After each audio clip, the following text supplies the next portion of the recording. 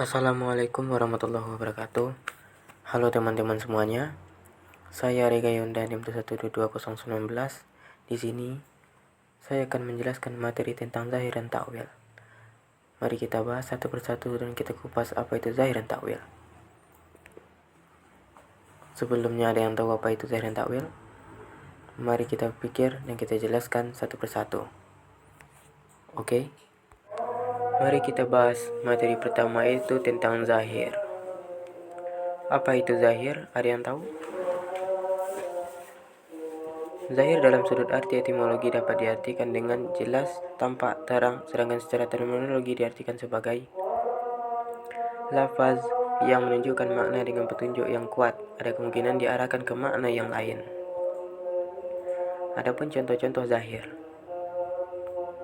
terdapat dalam Quran surah Al-Baqarah ayat 275. Teman-teman bisa lihat ayat di atas. Pada ayat ini ditemukan lafaz yang menjelaskan hukum halal jual beli dan hukum haramnya riba.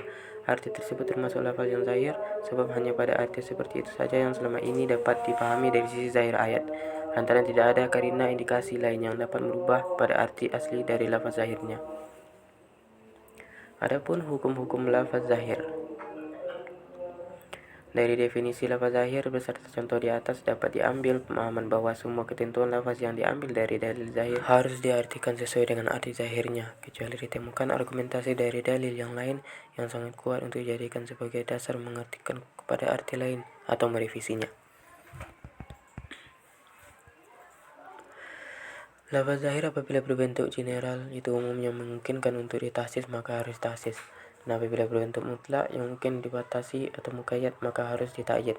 Adapun tokoh yang berpegang pada dalil zahir dalam setiap penetapan hukum adalah Dawud bin Ali al-Dahiri, dan kemudian dilanjutkan oleh muridnya yang bernama Ibnu Hazm yang di Andalusia dengan karyanya yang berjudul Al-Muhalla. Kedua, materi takwil. Apa itu takwil? Jadi, secara bahasa al-takwil berasal dari kata dasar awala yu'awwalu yang artinya penjelasan. Takwil dengan arti ini semakna dengan al-tafsir. Takwil adalah memindahkan suatu perkataan dari arti yang jelas yaitu zahir kepada arti yang lain yaitu marju, yang kemungkinan lebih sesuai karena terdapat alasan yang kuat. Kriteria atau syarat-syarat takwil. Lafaz yang ditakwil harus betul-betul lafaz yang memiliki kriteria lafaz yang boleh ditakwil dan masih dalam kajiannya berdasarkan dalil yang sahih yang bisa menguatkan pada hasil pentakwilan. Lafaz takwil harus mencakup arti yang telah dihasilkan melalui takwil bahasa. Takwil tidak boleh bertentangan dengan nas qat'i. Arti dari hasil pentakwilan harus lebih kuat daripada lahiriahnya yang dikuatkan oleh dalil. Seorang yang mentakwil harus betul-betul orang yang ahli dalam mentakwil. Klasifikasi takwil. Yang pertama, takwil sahih, yaitu penakwilan yang didasarkan pada dalil.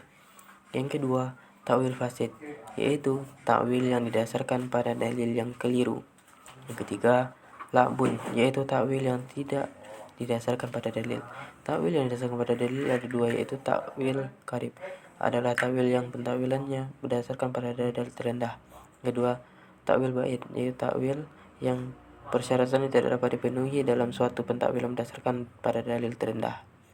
Sekian, terima kasih.